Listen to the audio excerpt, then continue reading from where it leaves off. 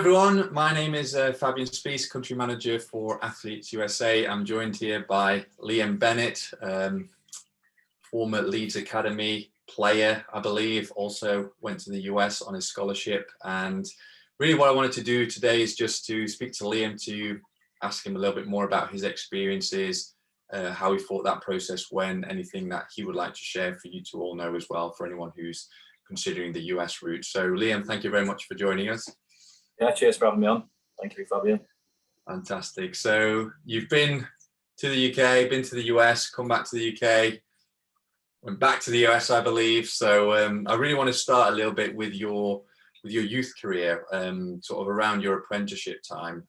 So do you mind telling us a little bit more about, how you got to play for Leeds and your experience there and what happened? Yeah, of course. Well, I was fortunate enough to be picked up by Leeds when I was just 8 years old, playing in a summer tournament. So I joined the academy at age 8, played all the way through until under 18s. I had my 2-year scholarship. So just like a lot of the lads that you'll be speaking to, I had a great time, learnt a lot, surrounded by very good players, supportive staff, coaches. Had everything I could ask for. But it just didn't quite work out in the end. Wasn't offered a professional deal at the end of my 2 years. And then I had that sort of crisis of what's happening next. Where do I go? I did the usual trialing round at any club who would have me. I think I went all over the country, trialing for about 3 months. Again, not successful. So I changed my sort of outlook and broadened my horizons a bit and thought, well, let's have a look at what the United States might have to offer, and then started to get serious about that. Did you play with Kalvin Phillips as well in the academy? Did I read correctly? I played for Cal for many years. Yeah, he's a year older than I am. But Cal, he joined at under 15s, and we used to play on Tuesday nights. So he played with us on the Tuesday nights because it was easier for him to get games in the midweek and then play with the 16s on a Saturday as well. Just whilst he was on trial, scored 5 goals in 4 games on trial or something from centre mid. Back then he had like the big curly afro, and then obviously when you're an apprentice, when you're a scholar, you train every day with the 21s and the 18s. So played with him every day for years, yeah, and brilliant lad, brilliant player. So delighted for him, especially after yesterday semi. Do you still speak to him now, or have you congratulated him? It's a weird one in football, isn't it? Because when I was at Leeds with him, we were really close. We were both from Leeds, and not everyone is. At that age, when you're in under 18s, there's lads coming in from overseas and all around the country, really. But me and him were both from Leeds, and we were close mates. But nowadays, we'd more speak if something big happens for one of us. We'll just mention each other on Instagram or a comment here and there, Snapchat, whatever. But we don't talk like we used to, no. But we're still mates. Fantastic, brilliant. And I saw that you played at Elland Road as well in the FA Youth Cup against Chelsea. What was that like? Yeah, that was a good experience. Chelsea were a good team. They beat us 2-0.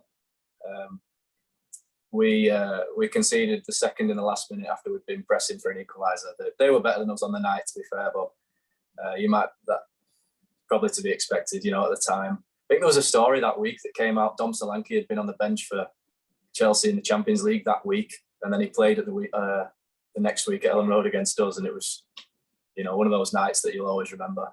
Yeah, it's crazy when you look back at the FA Youth Cups as well, because I remember when I was at Notts and we played Liverpool. I didn't play in the game, I was on the bench, but they had Raheem Sterling, Connor Cody, who else was this guy called Suso, who did really well afterwards. I think he's playing abroad now, but they had like a real team. And it's funny how those players, you see them now playing for England and stuff. It's Absolutely. Just quite surreal, isn't it? Absolutely. Real. It's a weird one. So fast forward, so you got to that stage, you were trialing around the country, Yep. And then you started considering the US. What was sort of for you that point where you thought, trialing is, I need to stop trialing, I need to think about the next step now? Yeah, it was kind of a hard dose of the real world, really, that I got. Like I said, coming up through Leeds, I had everything sort of spoon-fed to me. I'd never been told no. Made it through every sort of cull, at the end of each year. Got my scholarship early. Everything was kind of happy days. And then when you get released, that's kind of your real world moment. So then when you go on trial, you sort of realise you're never really anybody's priority. you sort of have to really stand out. You have to be outstanding in that trial period. And if you're not, if you just kind of do well, you're nice, nice and tidy. They've got lads who are nice and tidy. So yeah. I was told no at new clubs. I think it was a defining moment for me. I think was coming out of the dressing room. I won't mention the club, but I just didn't enjoy being in the dressing rooms anymore in England. I think there was just a moment where the banter wasn't for me anymore. I didn't like some of the lads I was playing with and training with. I couldn't get on with them. And I just thought, I want to change in this environment. And that's what kind of was a spearhead moment for me. That's interesting that you say that, because I've not heard that before, but certainly I felt a similar way as well at one point in my career. Yeah. That's interesting. Did you find that changed in the US at all? Was that different? Sort of. Different culturally. Americans are different, but if you're fortunate enough to go to a school or a college where it's really multicultural and you've got lads from all different environments, then that atmosphere is different, and I think it's nicer. It's more sort of, you've still got the banter, you've still got all the laughs, but I don't know, it's more like everyone's sort of really like-minded and you're going towards the same goals and everyone's wanting the same thing. So. It's a bit, the team comes above the individual, doesn't it? There is a lot of that, yeah. Yeah, brilliant. So you got to that stage where you didn't want to trial anymore. You worked with another company, I believe, to go to America, but you had two options. I think it was Clemson, if I'm not mistaken, and then Louisville, wasn't it? What made you go to Louisville in the end?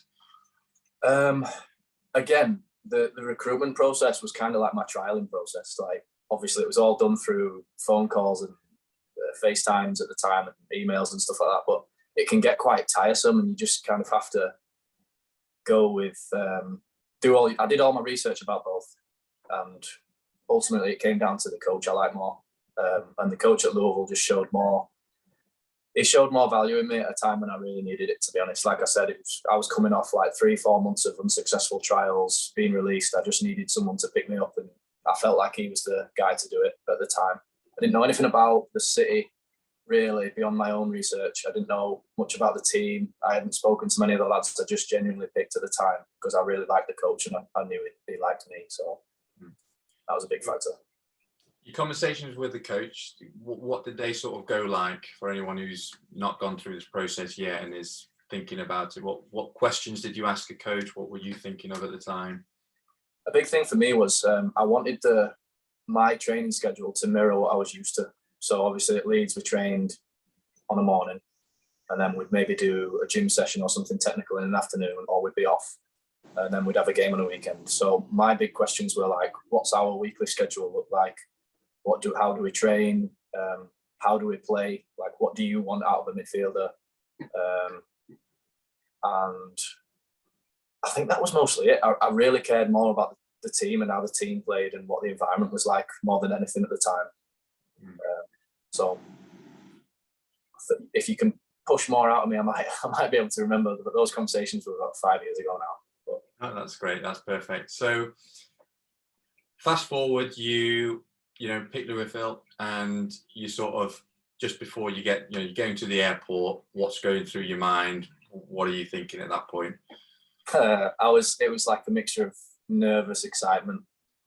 I was definitely excited for like that new chapter, that new kind of challenge, but I was nervous because it was such a big change, man. I'd been to America once before, and it was actually on an official visit to Clemson. So that was my only time ever been to America. So I didn't know what to expect, like culturally, socially. I think everyone's got like their own prejudgments of what Americans are like, but I just didn't know what to expect, to be fair. But definitely nervous, definitely excitement. What was it like when you got there? Was it all you'd hoped for? Was it not as good? Was it better? It was better. It was better. The facilities, the pitches we were playing on, teams we were playing against, the standard of training, it all like superseded what I thought was going to happen. I was really impressed. And when I first got out there, I was like, wow, this is like I'm playing U23 football, but just in another country with different lads. That's what it was like.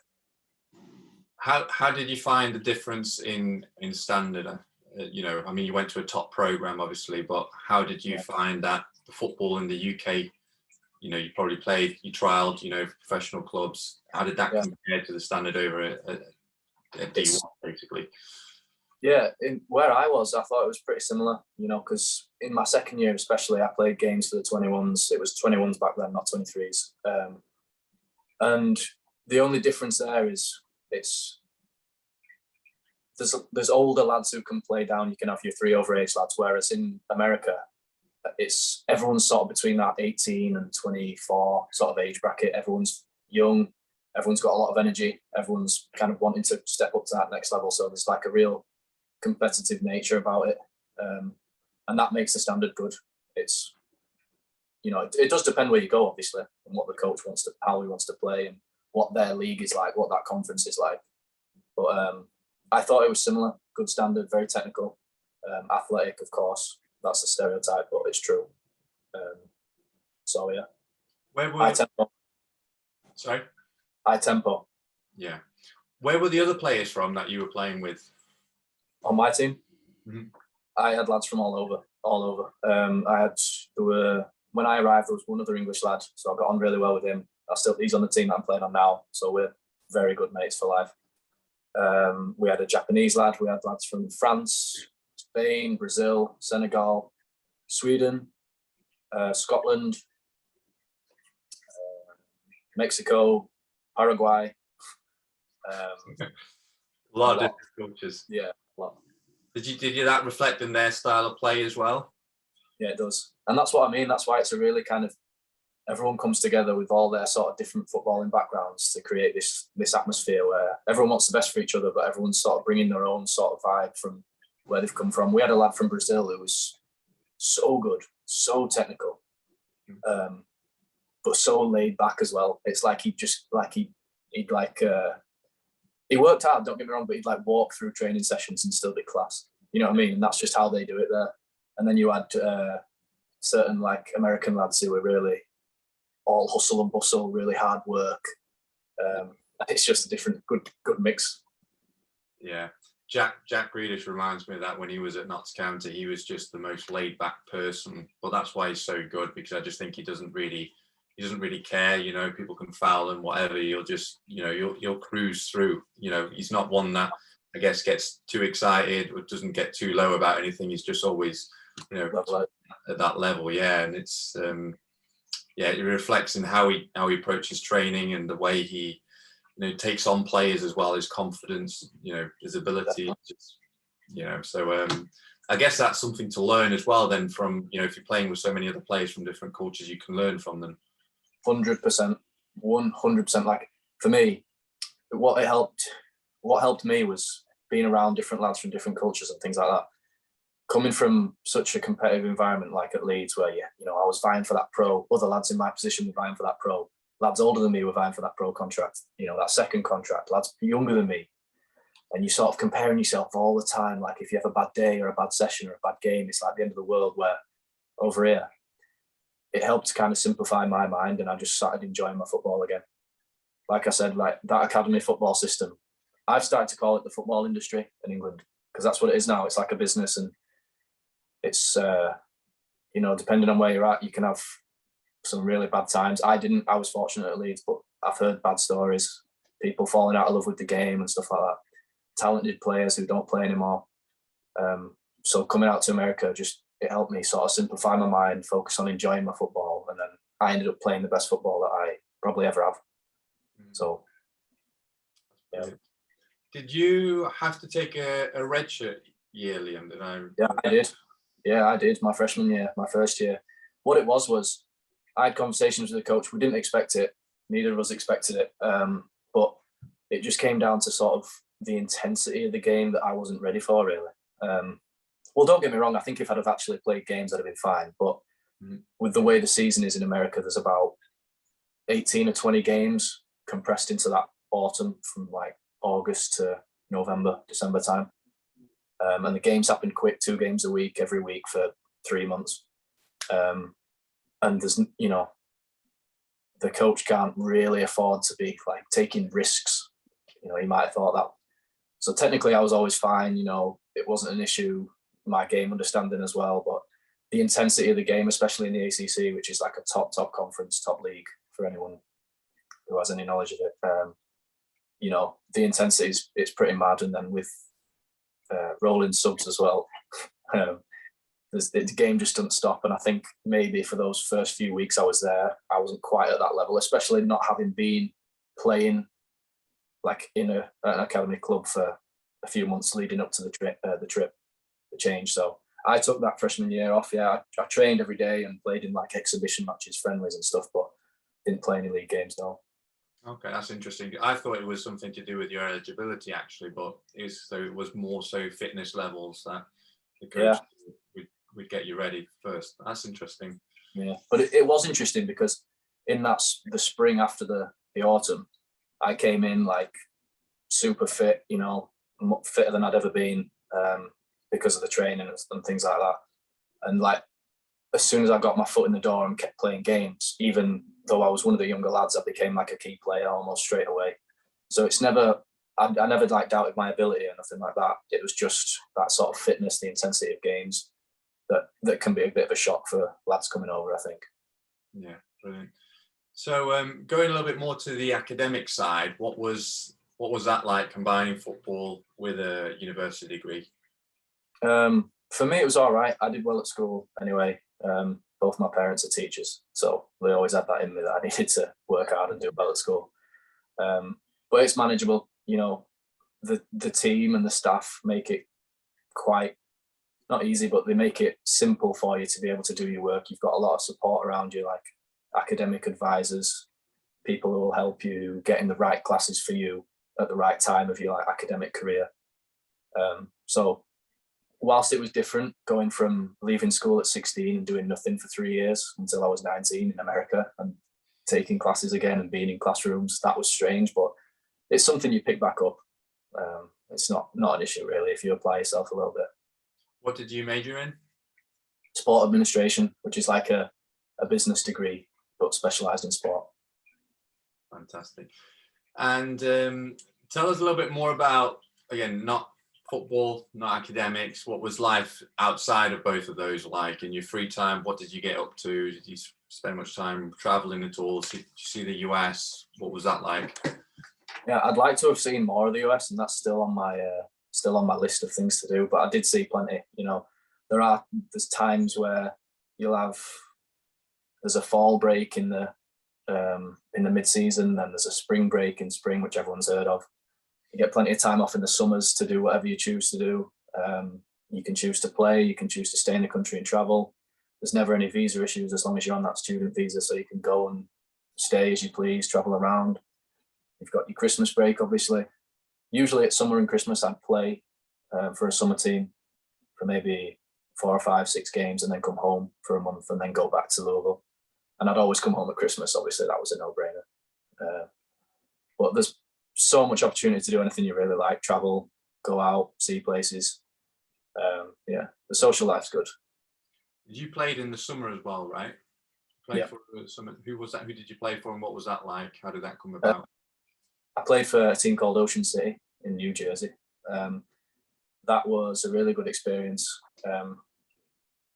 Good group of lads, good coach. And it just came about from, I think he'd seen me play one season and kind of like scouted me almost. That's how they do it. They scout all the players who they want to play for them that summer. Yeah. So I'm not like a special case or anything like that, but he had a conversation with me, I think, and I just learned more about it and said, yeah, sure, I'd like to do that. Play a few games, stay fit, see a different part of the country. And it was on the beach, right on the beach, so quite appealing. Did you get to New York at all then, or? Yeah, got to New York that summer a couple of times. Did all the good stuff, you know, top of the Rock, Empire State Building, Brooklyn Bridge, all that good stuff. Yeah, I tried to cram that in a couple of days, but it's just so overwhelming. You need a good week or 2 weeks to be able to see everything, don't you? You certainly do. I still haven't been out west either. I need to get out to California. That's something I really want to do. Yeah, that's on my to-do list as well, definitely. So fast forward to you sort of getting towards the end of your 4 years. What's your plan then? What happened as you approached, you know, graduation? What went through your mind, and what did you want to do really? Well, I wanted to stay and play professionally in some capacity. I think when I first came over, maybe I was a little naive, thinking, yeah, I'm at a really good school, good university, playing good football. I'll come through, play 4 years, and then just go pro, play in the MLS. That'll be me. I'll be set, which isn't the case for a lot of lads. But you can still go through your college days, play a lot of football, and then play professionally after. That's definitely something that can happen, and I wanted to do that. It just so happened that I graduated with the situation that we're all still finding ourselves in. Graduated into a pandemic. There was first team bubbles that could not be broken under no circumstances. I couldn't get into any clubs to train for weeks here and there, but that's something I'm trying to do now, a year on. So that's where I'm at. But you know, the whole graduation process is like nothing you've seen before in England. It's like a huge party, massive celebration for you and all your teammates and your friends who you've spent 4 years with, and it's a really good thing. What did you get to do on the graduation? Well, I kind of missed that again because of COVID. We weren't all together, but we'd celebrated beforehand, kind of at the end of our senior year season, when COVID wasn't a thing. So we kind of celebrated prior to it. Yeah. So what's I mean, you finished in the US, you came back partially because of COVID to the UK. Yeah. Did you then sign for Bradford Park Avenue? Am I right? Yeah. Yeah. How was that? How did that come about? How did that compare then to the US again? After my trial period in England when I was 18, I signed for Guiseley. I didn't sign for them. I trained with them for probably 6 months before I came to the US, and I knew the coach, I knew the manager from Guiseley, who was now at Brentford Park Avenue. So I got back in touch with him. He always liked me as a lad, you know. And I just said to him, I am back from the United States, been playing full time for 4 years. I'm fit, I'm ready to play. Is there any chance you could have me in training for a few weeks, see how I'm doing, whatever? He said, yeah, absolutely, come down. Started doing that. Decent group of boys, enjoyed the company and stuff, and the training was good, and I was happy to be just playing again after COVID and things like that. I didn't play many games. It's a physical league, that Conference North, very physical. Again, not something that I don't think it's beyond me. I could have done it, but it just didn't happen that way. So I decided to come back out to the United States. But I think that's again another option, like coming after your 4 years of playing. Sorry. After your 4 years of playing full time in the US, I think it'll set you up to do really anything you want, whether it's staying in the US and playing or coming back to the UK and trying to get trials elsewhere. I do think that's something very, very realistic for people. Yeah, that's one of the most common things I say to any players I speak with is, that US option is limited, for a period of time. You use your eligibility if you don't go pretty much after your gap year. So, you rather go to the US and then come back to the UK than stay in the UK for a longer period of time. And then, you just can't, you sort of completely annihilate that option. It's just not there anymore. Definitely. So how is it where you're playing now then? What else are you doing as well as playing? How often are you playing or training? What's yeah, so yeah, what I'm doing essentially now is I'm playing in one of those summer leagues that players can do in between their college seasons. It's called the NPSL, National Premier Soccer League. It's an open age league, so you've got lads who've played pro in the past who are like close to retiring. You've got players who are out of college like I am, trying to make that next step to play professionally. It's a semi-pro league. We train full-time. We have probably 2 games a week. We've played 14 games since May the 1st. And this is what day is it today? July 8th. July, yeah. So 14 games in 2 months. So it's a pretty hectic schedule. Most of our games are between Mississippi and Florida. So fair bit of travel too. But yeah, it's good. I'm working on the evenings. I work in the academy here. The whole club has an academy from 8 to 18, just like in England. So I coach, which I really enjoy. Not something I thought I'd be doing, but I enjoy it for now. And yeah, train on the mornings, coach in the evenings, a lot of free time in between. So something I'd recommend, yeah, for anyone who wanting to play games through the summer. Do they put you up? Do they pay for your accommodation, food, that kind of stuff? Or do you have to fund that yourself? How does all that work? Well, They do, but I don't know if that happens everywhere. Yeah, we're very fortunate here. They have us breakfast and lunch every morning. They have post-game meals for all of us. They put us up in apartments. Yeah, that's where I am now. They've actually even given a couple of lads a car for the summer with a petrol card, free gym membership.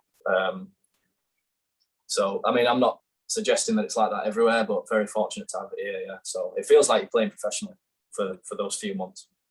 Yeah, I think the US is as professional, even the college system, as you're going to get really anywhere without it being professional, if that makes sense. I agree.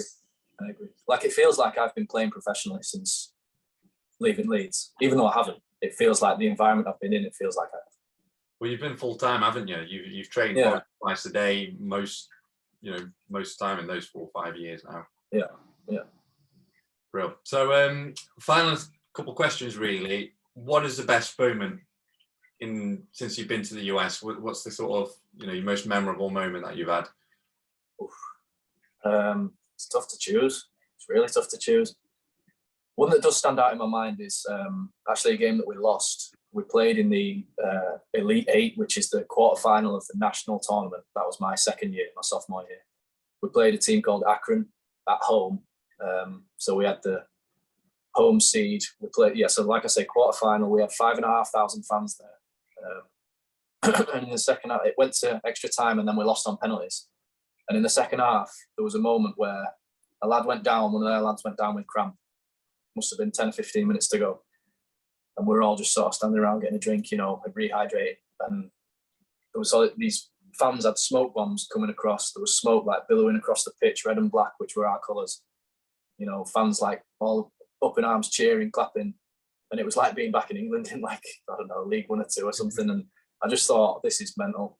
And it's always stuck with me, that moment, that lad going down with cramp and then just taking a look around and taking it all in, thinking this is special. Yeah. Sometimes you don't take it in, do you? You just play. Nah. You just don't realise your environment. It's kind of like you try and shut yourself off to take away the pressure, but then at the same time, sometimes you just got to admire, where you're at and what you've achieved. Yeah, 100%. You got to capture those moments somehow. And that was a game we lost, and I'll still remember it probably the rest of my life. Yeah. And then there are so many moments socially that you'll never forget. Friends you've made, things like that. Many parties, or? Yeah, there's all that. Yeah. Awesome. So if anyone's currently considering going to the US, what advice would you give them? Is there anything you would have done differently? I'd definitely advise them to do all the research they can about where they're going. If they've got options, which I'm sure a lot of your players will have, just research thoroughly. Talk to the coach, get to know the coach, speak to any of the lads on the team, see what they have to say, ask them to be honest. Research the town or city or where you're going to be. Obviously, being from Leeds, I knew I wanted to be in a city, but I know a lot of lads go out and want to be by a beach or want to be in a massive city like New York or Chicago or whatever. And you have to do what you want to do, and don't settle either, because there are teams from lower divisions or whatever who will throw money at you and want to take you on, but just you have to do what's right for you. And would I do anything differently? I tried to do this anyway, but just don't get lost in thinking, don't take anything for granted. I know it sounds so cliche, but those times do fly. And now sitting here a year on from graduating, I'm like, wow, I can't believe that's already happened. 4 years passes by so quick, and just try and get better every day, try and improve. Don't take a minute for granted and enjoy it. I know it sounds so cliche, but I'm even boring myself, but that's you have to do it. You have to just enjoy it. That's most key thing, I think. You got to enjoy the process, otherwise all the hard work you put in and it just kind of gets lost. And I think that's one of the things as well is, you get so caught up in that, being a professional and this is the only route, and if you don't get there, then there's nothing else out there for me. But you're a testament that there is more out there. There is still great life experience to have, and playing as an academy player, you've got a great foundation. Even if you don't get a pro, football is a game of opinions. It's subjective. There might be another coach, another place to go and flourish. You should not give up that dream. but enjoy the process of where you are, because like you say, time flies, and the last thing you want to do is like, oh, where's my childhood gone, where's my best years of my life meant to be 18, 24, 25, around that time, aren't they? So yeah, I think that's so crucial. So thank you so much, Liam. Thank you so much for your advice, your help, sharing your experiences with us. That's I'm sure that will help a lot of players. So really appreciate it, and thanks for coming on. I'm glad I could be here. So thanks. Cheers, Fabian, for having me on. Yeah. Perfect. Thanks everyone. Cheers for listening. Nice one.